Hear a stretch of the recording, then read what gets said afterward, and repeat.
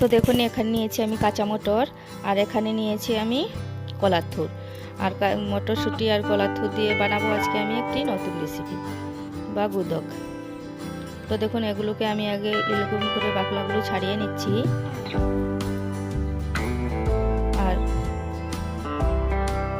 এটা কিন্তু আমি আজকেই গাছ থেকে কেটেছিলাম।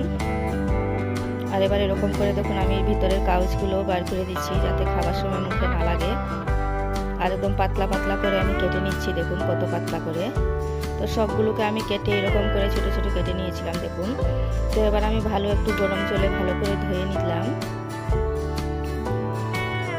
আর এবার আমি চুলার মধ্যে জল বসিয়ে দিয়েছিলাম, আর আমি এখন দিয়ে দিলাম কলার থুরগুলো। আর এখানে দিয়ে দিলাম আমি আলু। তো কলার থুর ও আলু দিয়ে আমি এটাকে ঢাকনা দিয়ে কিছুক্ষণের জন্য সেদ্ধ করে নেব। তো সেদ্ধ করানোর সময় এখন যদি কেউ জল ফেলাতে চান তাহলে জলটা ফেলে দিতে পারেন, আবার নতুন জল দিয়ে একটু সিদ্ধ দিয়ে দিতে পারেন। তো ওখানে আমি এখানে আর জলটা ফেলে দিলাম না, আমি এখানে দিয়ে দিলাম স্বাদ মতো লবণ, আর দিয়ে দিলাম আদা বাটা আদা চামচ, আর দিয়ে দিলাম কয়েকটা কাঁচা লঙ্কা। কয়েকটা না, আমি এখানে বেশ কাঁচা লঙ্কা অনেকগুলো দিয়েছি যাতে খাবার সময় ঝাল লাগে, ঝাল হলে এটা খেতে দারুণ লাগে। আর এখানে দিয়ে দিলাম আমি 3টা শীতল।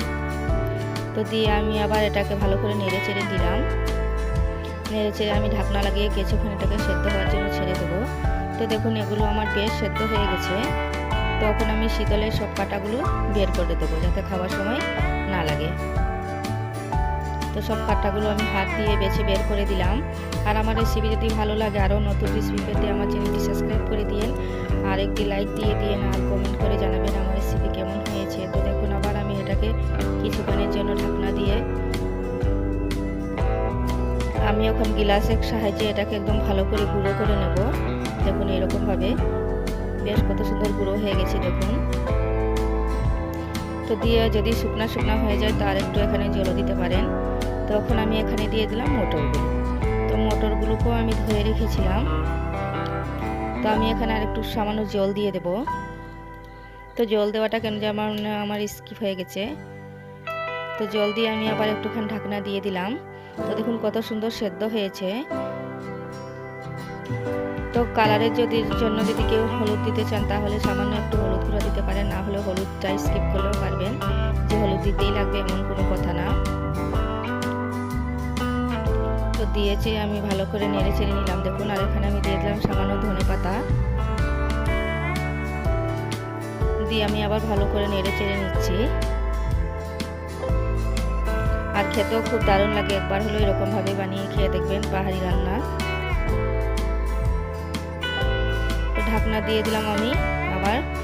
ঢাকনাটা দেখুন কত সুন্দর হয়েছে আমার কলার থুরের সবজি। তো আমার এটা বেশ হয়ে গেছে, তো এটাকে আমি নামিয়ে নিলাম। আর এখন আমি এখানে দিয়ে দেব পেঁয়াজ। তো পেঁয়াজটা অপশনাল, পেঁয়াজটা যদি আপনারা দিতে চান তাহলে দিতে পারেন, না দিলেও চলে। পেঁয়াজ ছাড়াও খেতে বেশ দারুণ লাগে। আমার রেসিপি দেখার জন্য আমি সবাইকে অসংখ্য ধন্যবাদ জানাই।